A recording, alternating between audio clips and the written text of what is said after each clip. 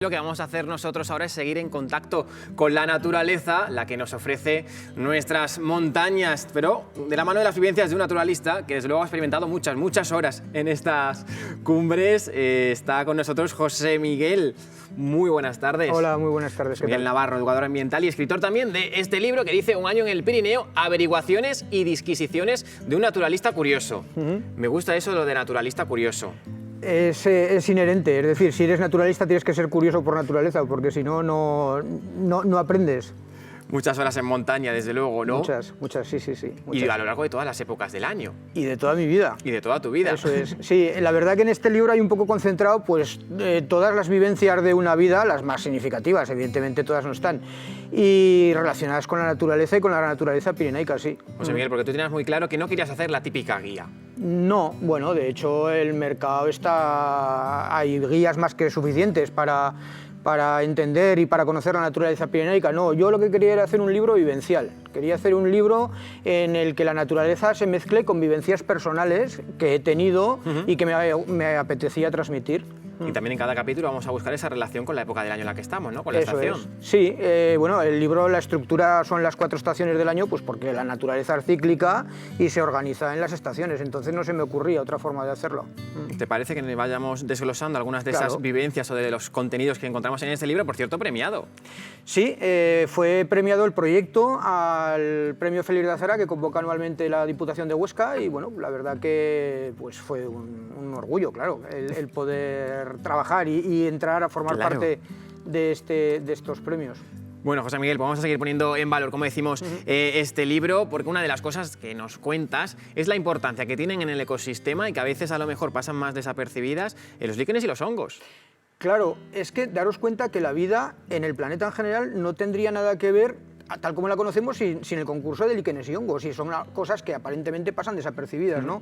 Nosotros vamos por el monte, nos fijamos en las montañas, ¿no? En los árboles, en los animales y los vemos, pero los hongos y los líquenes, que son cosas minúsculas que están allí, son fundamentales para la vida en la Tierra. Entonces, claro, había que dedicarles un capítulo a ellos, sin duda, sí.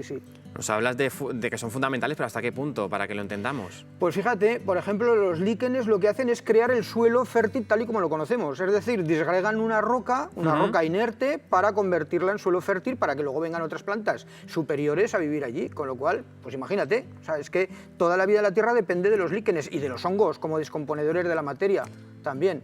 Y de su supervivencia también, ¿no? Que se mantengan. Claro, sí, por supuesto. Hombre, evidentemente estos son seres que llevan desde mucho antes que cualquier forma de vida superior y por tanto han pasado por muchas épocas. Son seres muy resilientes, son capaces de aguantar todo lo que les eches para vivir en esas condiciones.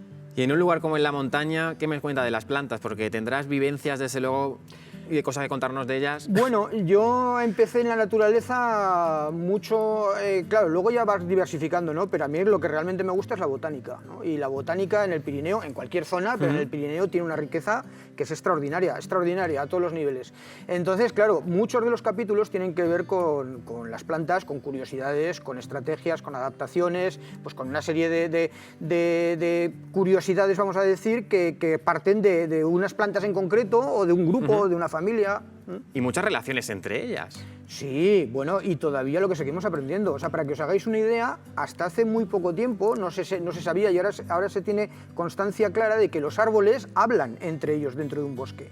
Se comunican cosas, evidentemente no lo hacen como nosotros, pero se comunican mediante señales químicas, mediante electricidad, es decir, todavía estamos aprendiendo, todavía en pleno siglo XXI, que nos parece que lo sabíamos ya todos, seguimos aprendiendo de la naturaleza que tenemos en la puerta de casa. Eso es importante.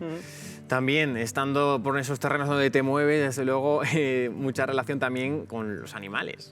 Sí, el mundo de los animales es muy complejo también, casi tanto como el de las plantas. A mí me interesaba sobre todo, ya no tanto el tema de los animales per se, que es muy interesante también, estrategias, adaptaciones, todo esto, sino la relación que ha tenido el hombre con los animales.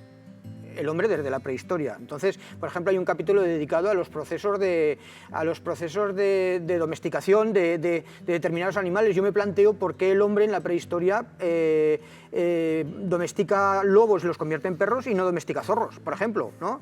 Y bueno, pues cosas de esas. Claro, todo esto viene a santo de que tenemos un zorro en el trabajo que es una mascota. Entonces, no es una mascota, pero viene habitualmente a visitarnos. Entonces, ese tipo de vivencias me dan lugar a preguntarme, a plantearme cuestiones. Y a reflexionar sobre ello, ¿no? Eso es. También en torno a los animales nos hablas de ciertas creencias, ¿no? También que hay en torno a ellos. Sí.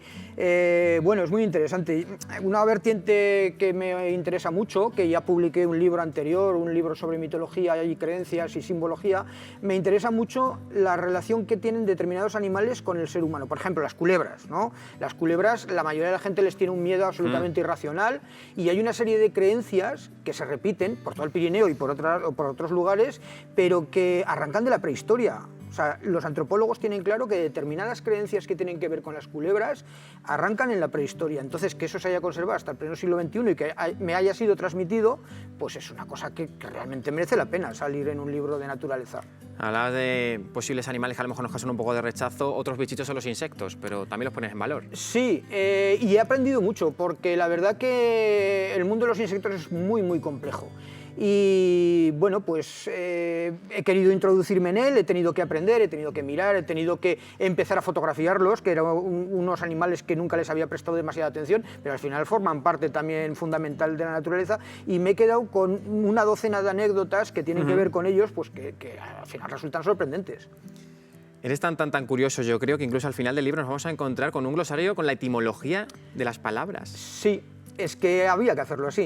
Es decir, no me he cortado en el hecho de poner palabras técnicas, porque considero que enriquecen el texto, enriquecen el vocabulario de los posibles lectores, pero además es muy bonito buscar el origen de esas palabras. Es muy bonito, porque la mayoría arrancan de lenguas clásicas, ¿no? Del griego, del latín, y una palabra que aparentemente es un trabalenguas, explicada, es muy bonita, es muy interesante. Hay mucha información, ¿verdad? Claro, cómo están compuestas. Claro. Pues que yo qué sé, por ejemplo, hay una planta que es la galluva, que todo el mundo conocida, es Lartostáfilos uva ursi. Artos es oso, filos amigo. Fíjate qué bonito, ¿no? Una planta pues sí, que es amiga del oso. Pues de ese tipo de cosas. También incluso en el libro nos llegas a hablar un poco de la relación, ¿no?, del hombre con el medio ambiente, que siempre ha existido y siempre tiene que existir.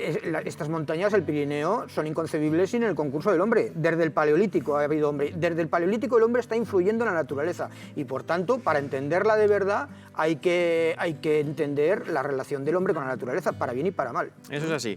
José Miguel Navarro, muchísimas gracias por compartir con nosotros este ratito en el que hemos aprendido mucho. Muchas gracias a vosotros. Y ahí dejamos ese libro, desde luego, que despierta la curiosidad. Gracias. Muchas gracias.